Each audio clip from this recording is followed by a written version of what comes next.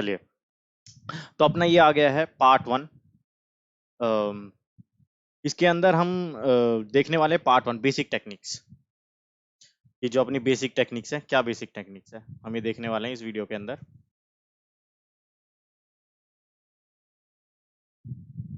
अब basic techniques के अंदर हमारे ये जो वीडियो का पार्ट है, as I said in the early video, कि ये 3 पार्ट में कंसिस्ट है। बेसिक टेक्निक्स है, फिर अपना ग्राफ है, फिर आपका एडवांस है। तो हमें बेसिक टेक्निक्स है इसके पास, हमें बेसिक टेक्निक्स में देखेंगे। तो देखते हैं कि इस बेसिक टेक्निक्स पे अपने पास है क्या।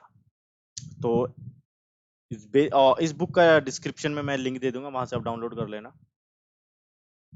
तो बेसिक टेक्निक में अब हम इंट्रोडक्शन से स्टार्ट करने वाले हैं। मैंने इसमें कुछ जो मेन मेन पॉइंट्स हैं उसको मैंने हाईलाइट कर लिया है जब मैं बुक पढ़ रहा था। तो डायरेक्टली हम वही देख लेंगे, और आप ये वाली बुक एक बार गो थ्रू कर जाना, तो आपको ज़्यादा इंसाइट्स मिल जाएगी। इस वीडियो के बाद पता लग जाएगा। तो इसमें बेसिकली क्या है कि जो भी आपके पास भाई कोई प्रॉब्लम होगी कॉम्पिटिटिव प्रोग्रामिंग के अंदर, कोई भी प्रॉब्लम होती है, दो पार्ट से मिलकर बनी हुई होती है। जैसा कि मैंने पिछली वीडियो में बाता, एक तो होती है डिजाइन करने का एल्गोरिदम को, और एक उसको इम्प्लीमेंट करना। डिजाइन, जब एल्गोरिदम को आप डिजाइन करोगे, उसके अंदर आपको प्रॉब्लम सोल्व करनी होगी। उस प्रॉब्लम सोल्व करने के लिए आपको क्रिएटिविटी लानी होगी। उसके साथ साथ इफिशिएंट एल्गोरिदम के साथ आपको डिजाइन करनी होगी एल्गोरिदम। तो अगर आपको कुछ वेल नोन टेक्निक्स पहले से पता है, और आपने कुछ नए इनसाइट्स डाल दिए उस पर्टिकुलर प्रॉब्लम पे बेस्ड, उस पर्टिकुलर प्रॉब्लम पे कुछ लॉजिक है वो मिला दिया, और आपने कुछ पहले से आपको कोई टेक्निक पता थी, उन दोनों को जब आप मिला दोगे तो आपको एक नया सॉल्यूशन मिल जाएगा। उसकी डिजाइन आपने एल्गोरिदम बना ली। अब वो जो आपने एल्गोरिदम बनाई है उसको आपको इम्प्लीमेंट करना, तभी आप उस क्वेश्चन को सबमिट कर पाओगे। उस इम्प्लीमेंटेशन के लिए आपके पास कोई लैंग्वेज होगी, कुछ लैंग्वेज होगी, और उसके सारी आपको लाइब्रेरीज पता होंगी। देन आपको इजीली, इफिशिएंटली और इफिशिएंटली आप उसको सबमिट मार दोगे। ठीक है। तो ये आपकी एक प्रॉब्लम पे बेस्ड होता है, जो फंडामेंटल पार्ट है किसी भी प्रॉब्लम को सोल्व करने का। ये फंडामेंटल पार्ट है कि ये चीजें पता होंगी। अब आपको हमें एल्गोरिदम्स जाननी होंगी, भाई कौन कौन सी वो एल्गोरिदम्स है, कौन कौन सी वो टेक्निक्स हैं। जब ये कुछ हमारे पास अपने बकेट्स में आ जाएगा, उसके बाद हम देखेंगे कि क्या लॉजिक लग रहा है उस पर्टिकुलर प्रॉब्लम में। जब इतना पार्ट हो गया, हमने एल्गोरिदम अच्छे से डिजाइन कर लिया, उसके बाद हमारी जो भी कोई लैंग्वेज यूज कर रहे हैं हम, जैसे कि हम C++ यूज करेंगे इस कोर्स में, तो उसके अंदर कौन कौन से हम लाइब्रेरीज का यूज कर सकते हैं, जो हमारे पास स्टैंडर्ड लाइब्रेरीज हैं, और उसका यूज करके हम उसका कोड लिख देंगे। ठीक है। ये प्रोग्रामिंग लैंग्वेज आप अपने चॉइस के देख लेना, बट लाइक हम इसमें C++ यूज करने वाले हैं। और आप लोग क्या करना है कि एक अपना टेम्पलेट बना लेना। इस वाले कोर्स में आप काफी सारे शॉर्ट हैंड्स देखोगे, कोड को शॉर्ट करना मैक्रो से, टाइप डिफाइन से। तो ये वाली टेम्पलेट आप यूज कर लेना, ये टेम्पलेट बना लेना अपनी, उसी पे आप कोड कर लेना। ठीक है। और बात आई दूसरी इनपुट आउटपुट के लिए, हाँ ये वाली लाइन आप यूज कर लेना, iOS sync with standard input output. Why? क्योंकि कभी कभी ऐसा होता है कि आप जो इनपुट आउटपुट लेते हो काफी ज्यादा होता है, क्योंकि जो CN और सी आउट है वो ज्यादा कॉस्टली है इंस्टेड ऑफ प्रिंट एफ और स्कैनएफ। और प्रिंट एफ स्कैनएफ को लिखना बहुत टीडियस काम हो जाता है, इतना लाइन लंबा आपको कोड लिखना पड़ेगा। तो for that what you can do, आप ये वाली लाइन ऐड कर लेना। ठीक है। और अब इसको बुक को जब आप पढ़ोगे तो आपको काफी सारे इंसाइट्स मिलते जाएंगे। जैसे कि आपको ये पता होगा, जो बैकस्लैश n है वो फास्ट काम करता है एंड से। क्यों? एंड के अंदर एक एक्स्ट्रा थिंग इन्वॉल्व है, वो फ्लश ऑपरेशन और लगाता है। ठीक है। एंड सेकेंडली थिंग कि अगर आपको मान लीजिए आपको कंप्लीट लाइन दे रखी है, उसमें स्पेसिस है, और आपको वो पूरी लाइन एक साथ इनपुट लेनी है। जैसे आपको फर्स्ट नेम और लास्ट नेम, किसी का नाम है फर्स्ट नेम और लास्ट नेम, आपको वो दोनों एक साथ इनपुट लेने हैं। लेकिन आप सीन करोगे तो नहीं ले पाओगे। जैसे कि आपको दे दिया कोई नाम दे दिया, जैसे कि CP बुक, या आप एक सेंटेंस, इसमें 2 वर्ड है। अगर आप इस 2 वर्ड को अगर आप स्ट्रिंग से स्कैन करोगे, लेट्स से स्किन एस, अगर ऐसा आपकी स्ट्रिंग है, तो उसमें सिर्फ ये CP ही स्कैन हो पाएगा, ये बुक नहीं आ पाएगा। तो for that we have another set in another thing, is get line. Get line सीन एस करोगे तो एस के अंदर आपको CP बुक एक साथ आ जाएगा। ठीक है। तो ये इस तरह की छोटी छोटी चीजें आपको इस प्लेलिस्ट में मिलने वाली है, और जो कि हेल्पफुल होती है। और ये मान लीजिए आपको ये नहीं पता कि भाई नंबर ऑफ इनपुट्स कितने हैं, और आपको फिर भी लूप चलाना है, तो आप ये वाला कर सकते हो, वाइल सीन एक्स। आपको नहीं पता, आप बस इनपुट लेते जा रहे हो, और आपको नहीं पता कि कितने बार आपको लूप चलाना है, ये यूज होगा। हाँ। अब अब इस पॉइंट पे आते हैं। अब मान लीजिए आपको इनपुट और जो आउटपुट है, आप CMD से थोड़ी इनपुट आउटपुट करते रहोगे, किसी कमांड लाइन से, टर्मिनल से आपने इनपुट लिया, और फिर प्रिंट भी आप उस पर ही करवा रहे हो।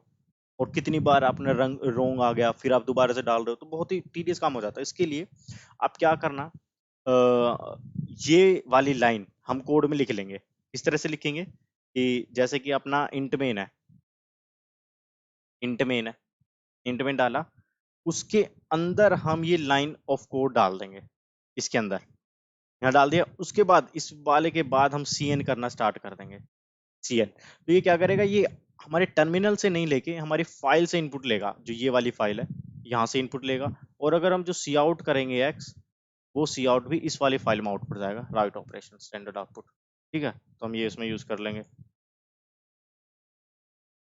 और ठीक है, ये हो गया बेसिक पार्ट, मतलब ये तो रिक्वायरमेंट है अपनी टेम्पलेट बनाने के लिए। अभी ये हमारे बेसिक टेक्निक्स हैं, ये हमारा इंट्रोडक्शन चल रहा है, अपना इंट्रोडक्शन चल रहा है, ये इंट्रोडक्शन चल रहा है जिसके अंदर हम आए, इनपुट आउटपुट हो चुका है अपना। ठीक है, इंट्रोडक्शन चल रहा है जिसमें बेसिक है। ठीक है, ये रिक्वायर्ड थिंग है, इतना तो पता ही होना चाहिए, तभी आप एंटर कर पाओगे कॉन्टेस्ट में, अदरवाइज दिक्कत हो जाएगी। उसके बाद है कि भाई नंबर्स के साथ कैसे डील करें। अब यार आपको ये लोगों को पता होगा कि जो आपको कॉन्टेस्ट देते हैं उसके अंदर कुछ लिमिट सेट होती है कि भाई आप कितने मेमोरी यूज कर सकते हो, कितनी टाइम लिमिट में यूज कर सकते हो। आपको क्या है कि अपनी एल्गो इस तरह से बनानी है वो 1 सेकंड में एग्जीक्यूट हो जाए। 1 सेकंड का मतलब कि कॉम्प्लेक्सिटी 10 की पावर 8 ऑपरेशंस। जो आपका कंपाइलर होता है हमें सिर्फ इतना ही टाइम अलॉट होता है, किसी में 2 सेकंड कर देंगे, मतलब 2 × 10⁵। तो मोनो मोटा वो 10 की पावर 8 ऑपरेशन ही हम कर सकते हैं। इसका मतलब है कि एन पे डिपेंड, अगर एन मेरा 10 की पावर 4 दे रखा है तो मैं एन स्क्वायर सोल्यूशन जा सकता हूँ। अगर एन मेरा 10 की पावर 5 दे दिया तो मैं एन log n तक जाऊंगा। अगर एन मेरा 10 की पावर 7 दे दिया तो भाई बिग ऑफ एन और log n तक जा सकता हूँ मैक्सिमम। एन 8 दे दिया तो मैं बिग ऑफ एन तक ही जाऊंगा बस। तो ये इस तरह से हम डिफाइन करेंगे। ठीक है, अब आता भाई इंटीजर्स। इंटीजर की जो रेंज है, इंट की जो रेंज है, इंट के अंदर आप माइनस ये, इसकी रेंज के अंदर ही आप नंबर ला सकते हो। लेकिन अगर आपने मान लीजिए ये वाला नंबर है, इस वाले नंबर को आप इंट वेरिएबल में नहीं डाल सकते, ओवरफ्लो हो गया, क्योंकि 32 बिट ही तो एलोकेटेड है। और जो 32 बिट्स के अंदर जो आपका नंबर है वो इस रेंज में आएगा, इस ऊपर नहीं जाएगा, मतलब -2 ये है। तो आपको उसके लिए बड़ा डाटा टाइप यूज करना होगा इंटीजर का, जो है लॉन्ग लॉन्ग। लॉन्ग लॉन्ग की रेंज आपके पास ये हो गई 10 की पावर 18, 10 की पावर 18 माइनस में। और ये देख सकते हो, वरना ओवरफ्लो कर जाएगा कभी कभी। जैसे कि आप मल्टीप्लाई करो, दो इंटीजर को आप मल्टीप्लाई करोगे, 10 की पावर 10, ये 10 की पावर 10 आ गया। लेकिन इंटीजर की रेंज तो 10 की पावर 9 है, तो नहीं जाएगा उसमें, ओवरफ्लो कर जाएगा। ओवरफ्लो कर जाएगा नेगेटिव रिजल्ट देगा, जैसे कि ये वाला पार्ट है नेगेटिव। तो इस चीज को हम हैंडल करने के लिए हम लॉन्ग लॉन्ग यूज करते हैं, लॉन्ग लॉन्ग डाटा टाइप। ठीक है, तो ये कुछ चीज हैं, ये तो मस्ट है, ये चीजें पता ही होनी चाहिए। और ठीक है, ये लॉन्ग लॉन्ग है। बाकी 128 भी दे रखा है, लेकिन उसकी इतनी रिक्वायरमेंट है नहीं। मॉडुलो पे देख लेते हैं। मॉडुलो का सबसे बड़ा यूज होता है जब आपको किसी आउटपुट को भाई क्या है कि वो कहते हैं कि भाई मॉडुलो 10 की पावर 9 + 7 की मोड से डिवाइड करके दो, क्योंकि नंबर आपका सॉल्यूशन बहुत बड़ा जा सकता है, वो फिट भी नहीं होता, नॉट इन लॉन्ग लॉन्ग, तो कहते हैं मॉडुलो में दो। तो उसके लिए मॉडुलो प्लस माइनस मल्टीप्लिकेशन के लिए दे रखा है। तो प्लस के मल्टीप्लिकेशन, जब तक नंबर पॉजिटिव आ रहा है कोई दिक्कत वाली बात है नहीं। प्रॉब्लम तब क्रिएट होता थी जब नंबर तुम्हारा नेगेटिव आ जाता है।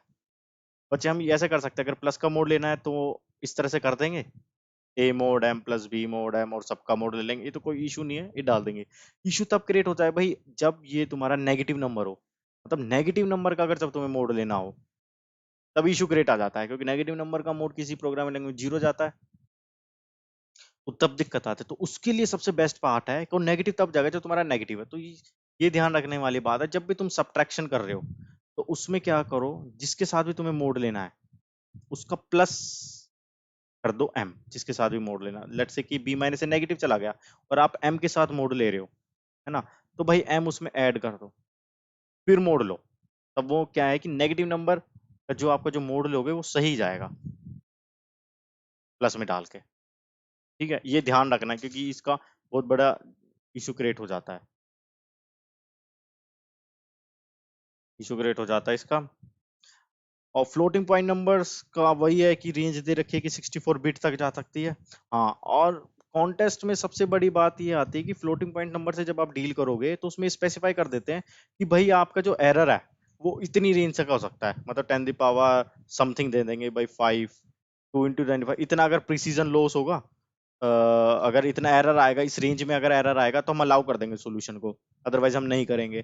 तो और कुछ भी कह सकते हैं भाई, 4 डिजिट्स होनी चाहिए डॉट के बाद, इतनी डिजिट्स होंगी तभी हम अलाउ करेंगे, एक्सेप्ट करेंगे सॉल्यूशंस को। तो उस केस में क्या है कि सबसे बेस्ट पार्ट हो जाता है अगर आप प्रिंट को यूज कर रहे हो, क्योंकि यहाँ स्पेसिफाई कर सकते हो, जैसे कि अगर एफ है उसके बाद यहाँ स्पेसिफाई कर दो भाई आपको 5 डिजिट्स चाहिए, 5 डिजिट्स चाहिए फ्लोट पॉइंट नंबर पे, तो आप यहाँ स्पेसिफाई कर सकते 0.5 है, तो डॉट के बाद 5 डिजिट्स आ जाएंगी, 5 डिजिट्स आ जाएंगी, तो आपका एरर नहीं आ सकता। हाँ, और फ्लोटिंग पॉइंट नंबर्स को आप कंपेयर मत करना इक्वल ऑपरेटर से, क्यों? क्योंकि इसमें प्रीसीजन लॉस होता है, कहीं राउंड ऑफ हो जाता है किसी पे तो आपका एरर आ सकता है, तो बेटर है आप डिफरेंस ले लो। और जो आपको मेंशन दे रखा है कि भाई आप इतना डिफरेंस तक एक्सेप्ट कर लेंगे हम, कि 2 into 10 to the power -5 तक का अगर डिफरेंस आ रहा है तो हम ले लेंगे, तो आप डिफरेंस से कंपेयर करना कि अगर उसका डिफरेंस आपका इस रेंज में आ रहा है तो हम उसको एक्सेप्ट कर लेंगे, हम उस चीज को एक्सेप्ट कर लेंगे। जैसे कि आप देखोगे लास्ट टाइम ये रहा, अगर दोनों का आपने डिफरेंस लिया, अगर वो आपकी इस रेंज में आ रहा है तो तब हम उसको इक्वल मानेंगे, इक्वल ऑपरेटर से मत करना वरना दिक्कत आ जाएगी। उसके बाद है भाई सबसे बेस्ट पार्ट, अगर आपको स्पीड अचीव करनी है, क्योंकि टाइम तो होता ही कम है कॉन्टेस्ट में, जो शॉर्ट कॉन्टेस्ट होते हैं कोड वर्सेस कोड शेफ के, लो कुक ऑफ हो गए, लंच टाइम है, उसमें टाइम टाइम बहुत मैटर करता है आपकी रेटिंग को बढ़ाने के लिए। तो उसमें क्या करो भाई, सबसे बेस्ट पार्ट है शॉर्ट हैंड कर लो, अपना short hand code technique use कर लो, लाइक लॉन्ग लॉन्ग को एलएल से रिप्लेस कर दो, ठीक है, लॉन्ग लॉन्ग को एलएल से रिप्लेस कर दो। अगर आपको पुश बैक अंडरस्कोर करना होता है तो आप अपनी अपनी कन्वीनियंट के अकॉर्डिंग कुछ भी बना लो, पीबी यूज कर लो हैश डिफाइन करके, मैक्रो बना के, है ना। और जो फोर लूप है, आप फोर लूप करते हो, इतना बड़ा यूज इंट लिखते हो, फिर या कंडीशन या इंक्रीमेंट, तो उसको आप रिपीट, मतलब ये आपके ऊपर है कि आप क्या शॉर्ट हैंड यूज करने वाले हो, अपनी कन्वीनियंट के ऊपर कुछ भी बना लो। अगर आपको पेयर ऑफ बनाना होता है, पेयर ऑफ इंटीजर, आपके पास मैप आ गया है, सेट आ गया है, ग्राफ का है, मतलब जो भी आप शॉर्ट हैंड कर सकते हो। और एक कभी तो क्या होता है कि कुछ जो फंक्शंस हैं जैसे कि आप आगे पढ़ रहे हो कि सी वगैरह के, तो इनके भी शॉर्ट हैंड बना लो, ताकि आप इजीली कोड लिख पाओ, स्पीड अप हो जाए आपके कोड की, आपको टाइम ना लगे। और उस चीज की आप प्रैक्टिस कर लेना, उस चीज की आप प्रैक्टिस कर लेना। जैसे कि वेक्टर का आप वी से रिप्लेस कर सकते हो, बस आपको वी लिखना पड़ेगा, इतना बड़ा लाइन नहीं लिखनी पड़ेगी, पेयर के लिए पी। ये टाइप डिफाइन से आप कर सकते हो। दूसरा मैक्रो पे से भी आप कर सकते हो कि first second PB as I said में एक पेयर, तो ये चीजें आप कर सकते हो, स्पीड अप हो जाएगी आपकी। जैसे कि मैंने बताया हैश डिफाइन कर रिपीट कर लो फॉर लूप, ये आपके ऊपर कन्वीनियंट के ऊपर है कि हमें लेस देन इक्वल लगाना है नहीं लगाना, तो उसी के कोरस्पॉन्डिंग आप अपना खुद का शॉर्ट हैंड बना लेना, तो आपका उसमें बेनिफिट हो जाएगा स्पीड में। ठीक है, ये तो हो गया शॉर्ट हैंड तक। हम ही के इंट्रोडक्शन कर रहे हैं भाई, क्यों क्या क्या चीजें ये आपको कॉन्टेस्ट में काम आएगी, जो प्री रिक्वेस्टीज है, मतलब आपको बूस्ट कर देगी आपकी जो कोडिंग एबिलिटी है उसके बाद ये तो हो गया आपके टेम्पलेट्स के रिगार्डिंग, कि आपको टेम्पलेट किस तरह से डिजाइन करनी है अपनी, क्या क्या फाइल्स यूज करनी है, हेडर फाइल बिट्स वाली यूज करना, इसमें जो मेंशन है, क्या टेम्पलेट्स कवर अप हो गए, इनपुट आउटपुट किस तरह से लेना है वो कवर अप हो गए हैं, शॉर्ट हैंड करना वो कवर अप हो गए। उसके बाद आता है इसमें कुछ मैथमेटिक्स, कुछ तो मैथमेटिक्स के जो आपके फॉर्मूलेज हैं, जो अपने लोगों ने 10th 12th में पढ़े होंगे, वो आने चाहिए। देखिए सम ऑफ फर्स्ट एंड नंबर, ये वाला कोड होता है, ये सम फॉर्मूला होता है, स्क्वायर का ये फॉर्मूला होता है, ये पता ही होनी चाहिए। सम ऑफ सीरीज, एपी, एपी का सम होना चाहिए, जीपी, जीपी का फॉर्मूला पता होना चाहिए, हार्मोनिक प्रोग्रेशन, हाँ इस पे मैं एम्फोसाइज करूंगा क्योंकि बाकी चीजें तो नॉर्मल थी। कभी कभी क्या होता है कि भाई आपको बोल देते हैं कि भाई इसकी कॉम्प्लेक्सिटी क्या होगी, 1 का आता है, फिर 1+2, 1+3, 1+4, इस तरह का कभी कभी चलता है, बोलते हैं कि भाई इसकी कॉम्प्लेक्सिटी क्या है, 1, फिर ये अपोस्ट्रोफी पॉइंट है, फिर समथिंग थिंग, तो इस तरह से बोल देते हैं भाई 2 होगी, कुछ होगी, मतलब इसका सम 2 जाएगा, भाई ये तो एन पे डिपेंड होगा, भाई इसकी कॉम्प्लेक्सिटी बताओ। कॉन्टेस्ट तो होने वाली ही नहीं है, मतलब कांस्टेंट तो नहीं होने वाली है, कुछ तो डिपेंडेंट होगी ना एन पे, तो इसकी जो कॉम्प्लेक्सिटी होती है वो log n होती है, एन पे डिपेंड करके। अगर आप सबको, ये हार्मोनिक सीरीज है, अगर आप सबको जो भी क्लोजेस्ट है, जैसे कि 2 का क्लोजेस्ट पावर 2 है, 3 का पावर क्लोजेस्ट कौन सा है, 2 डाल दिया, 4 का 4, 5 का 4, 6 का 4, 7 का 4, तो 4 हो गई, तो 4 into 1/4, 2 इंटू 1/2। तो जब ये आप करोगे तो अब देखोगे 1 1 है, 2 1/2 टाइम्स है, 4 1/4 टाइम्स है, 8 1/8 टाइम्स है। इस तरह से करोगे तो क्या है, 2 की पावर 2, 2 की पावर 3, 2 की पावर सॉरी 2 की पावर 2, 2 की पावर 1, 2 की पावर 0, 2 की पावर 3 और ये 8 है। ये आपका जा रहा है बाय डिफॉल्ट, ये 1 ही बन रहा है, ये 1 ही बन रहा है, 1 1 1 1। ना how many items would be there, any तो होंगे, लोग एनी तो होंगे। ठीक है, तो इसीलिए ये कितनी बार जा रहा है, इसका सम होगा log n। तो ये ध्यान रखना, बस आप प्रूफ पे मैटर नहीं करता, ध्यान रखना कि अगर ये वाली कभी आपको एक्सप्रेशन मिल रही है, ये वाली मिल रही हो, या फिर 1 1/2 1/3 1/4, इसकी जो कॉम्प्लेक्सिटी है वो log n होती है। बस ये ध्यान रखना, क्योंकि ये आ जाता है। ठीक है, ये हो गई बस। उसके बाद से स्पेसिफिक चीजें आने लगेंगी। कॉरस्पॉन्डिंग सेट क्या है, कॉरस्पॉन्डिंग मैप क्या है, फिबोनाची, लोगरिथमिक। हाँ, और एक बहुत अच्छी बात मैं बता दूं, जैसे कि अगर आपको मान लीजिए दे दिया जाए कि number of bits in a number, let's say कि कोई नंबर दे दिया 5, binary representation, how many bits are there, 3। अब जैसे कि ये तो हो गया बेस 2 में रिप्रेजेंटेशन, और ये हो गया बेस 10 में रिप्रेजेंटेशन। अगर आपको से कोई ये पूछे कि भाई number of digits are there, base 2 में 3 है और बेस 10 में 1 है, तो क्या करो भाई, सीधा 10 से डिवाइड करो प्लस 1, 10 से डिवाइड प्लस 1। ये आपने इसमें करा, लोग लोग ले लो उस नंबर का 10 के बेस पे और प्लस 1 का lower bound, it would be the number of digits. ये नंबर ऑफ डिजिट्स होंगी लोग। क्यों? क्योंकि 2 की पावर 0 है, 2 की पावर 1 है, 2 की पावर 2 है, 2 की पावर 3 है, 2 की पावर 4 है। ये जा रहा है 4 आया, इसका लोग लोगोगे तो क्या जाएगा, 4 आएगा बेस 2 में। ये क्या है, 10 की पावर 0, 10 की पावर 1, 10 की पावर 2, बेस 10 लोगे तो क्या है, 2 प्लस 1 नंबर ऑफ बिट्स। तो ये बहुत अच्छा क्वेश्चन है जो कि आप लोग से निपटा सकते हो। तो इसमें मैथमेटिक्स बहुत अच्छे से काम आने वाली है आपकी सीपी की। ठीक है, तो ये चीज थी। बाकी हम धीरे धीरे कर ही रहे हैं। ठीक है, ये तो हो गया, शॉर्ट हैंड कोड हो गया आपका, मैथमेटिक्स कवर होगी भाई। कॉन्टेस्ट एंड रिसोर्सेज आपके आईओआई जो कि स्कूल लेवल के लिए होते हैं, आईसीपीसी कॉलेज में रह के हम दे सकते हैं कॉन्टेस्ट, जैसे कि मैंने अपनी वीडियो में इंट्रोडक्शन ऑफ प्लेलिस्ट में बताया था। आईसीपीसी कॉलेज वाले बच्चे दे सकते हैं, और ये जब कोर्स कर लोगे ना आप, उसके बाद इनफ कॉन्फिडेंस आ जाएगा कि हाँ आप अच्छे से पार्टिसिपेट कर सकते हैं। और ये ऑनलाइन कॉन्टेस्ट जो अपने code forces, code jam, code chef होता है, कोड फोर्सेस पे स्टिक करो फॉर माय प्रेफरेंस, वो रेगुलरली वीकली कॉन्टेस्ट कराता है। ठीक है, ये तो हो गया आपका सिर्फ इंट्रोडक्शन। और आपके पास अभी वीडियो में आपको क्या क्या पता लगा, आपको टेम्पलेट बनानी आ गई है, आपको बेसिक नॉलेज हो गई है किस किस के डाटा टाइप्स होते हैं, क्या क्या उनकी रेंज होती है, मॉडल निकालना आ गया है क्योंकि बहुत सारे क्वेश्चंस में उसको पूछते हैं, फ्लोटिंग पॉइंट नंबर के साथ डील करना आ गया है। अब बात आगे की वीडियोस में हम इन डिटेल स्पेसिफिक क्वेश्चंस में जाने वाले हैं। तो अगली जो अपना टॉपिक है, अपना टॉपिक होने वाला है अगला ये टाइम कॉम्प्लेक्सिटी। हम आगे अगली वाली वीडियो में टाइम कॉम्प्लेक्सिटी पे डील करने वाले हैं, किस तरह से करें, क्योंकि ये बेसिक चीज है। किसी भी अगर आप एल्गोरिथम को डिजाइन करोगे या सबमिट करोगे, अगर कोई क्वेश्चन आता है उसकी कंस्ट्रेंट इतने हैं, तो आपको देख के पता लगना चाहिए कि भाई हाँ इतनी कॉम्प्लेक्सिटी का मैं लॉजिक लगाऊंगा तब सबमिट होगा। तो ये वाला चैप्टर भी बहुत इंपॉर्टेंट है। इन दो चैप्टर्स के बाद आपको बेसिक फंडामेंटल्स क्लियर हो जाएंगे कि हाँ भाई एल्गोरिथम पे डिजाइन कैसे करें, किस कॉम्प्लेक्सिटी वाली डिजाइन करें, क्या क्या टेम्पलेट्स हैं अपनी, कौन कौन से डाटा टाइप्स हैं, डाटा टाइप्स मिसलीड तो नहीं कर रहे हैं। उसके बाद से हम इन चीजों पे आ जाएंगे, लाइब्रेरी फंक्शंस कौन कौन से हैं जो मोस्ट ऑफली यूज होंगे। ठीक है, चलो नेक्स्ट वीडियो में मिलते हैं फिर।